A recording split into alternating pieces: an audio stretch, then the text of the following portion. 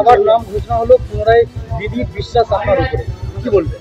অবশ্যই দিদির বিশ্বাস, পার্টির বিশ্বাস, অভিষেক বন্দ্যোপাধ্যায়ের বিশ্বাস। পরপর 3বার জিতেছি, হাওড়ার মানুষের কাছে কৃতজ্ঞতা শেষ নেই।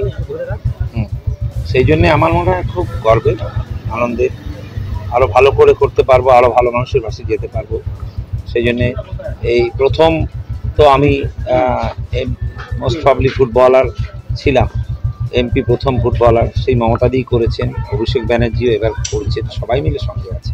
দল আমাকে মনে করেছে, অনেক কিছু বেরিয়েছে, অনেক কিছু চলেছে, অনেক কিছু পোর্টালে নানা কিছু বলা হয়েছে আমার বিরুদ্ধে, তাতে কিছু যায় আসে না। আমার যদি গুণ থাকে, আমার যদি থাকে, তাহলে মমতাদির মতন মানুষ আমাকে সামনে নিয়ে এসছে। আপনার এগেনস্টে বিজেপি প্রার্থী দিয়েছে হাওড়া কর্পোরেশনের প্রাক্তন মেয়র রতন চক্রবর্তী, সঙ্গী ছিল আমার সঙ্গী, হ্যাঁ সঙ্গী ছিল, আমি তো এমপি ছিলাম, ওরা ছিল, ঠিক আছে, অসুবিধা কি, এর মধ্যে তো কিছু বলার নেই। মানুষ দেখবে, হাওড়ার মানুষ দেখবে, আর এর মধ্যে লড়াই মারপিট করার তো কোনো ব্যাপার নেই। আমি এরকম লোক না, আমি যোগ্যতা থাকলে আমি নিশ্চয়ই নিজে কাজ করব, যে কাজটা করেছি।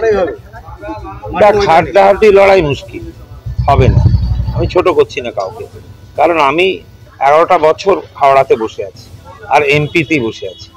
সবাইকে কাজ দেওয়া, কাজ করা, গ্রাম থেকে আরম্ভ করে পঞ্চায়েত থেকে সবার সঙ্গে আমরা সব সময় রয়েছি। অতএব আমি কেউ ছোট করছি না, নিশ্চয়ই যে এসছেন তিনি নিশ্চয়ই চেষ্টা করবে।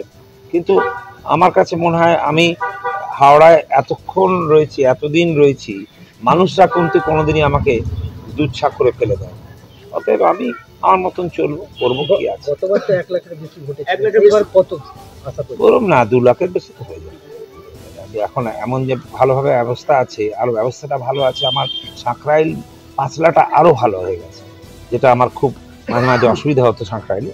অতএব খুব সুন্দরভাবে তারা রয়েছে, আর যতটুকু দরকার এমপি ল্যাডের সব টাকা ওদের হাতে। যেখান থেকে বেশ কিছু যেটা সেটাকে কিভাবে মেটাবে? না, এখানে তো গোষ্ঠীদ্বন্দ্বের ব্যাপার নেই, হাওড়ায় গোষ্ঠীদ্বন্দ্বের কিছু নেই, 1 and 1, আর কিছু নেই। এটা সবাই জানে, প্রসন্নদা জানাবে, প্রসন্নদা পাবে, এই জন্য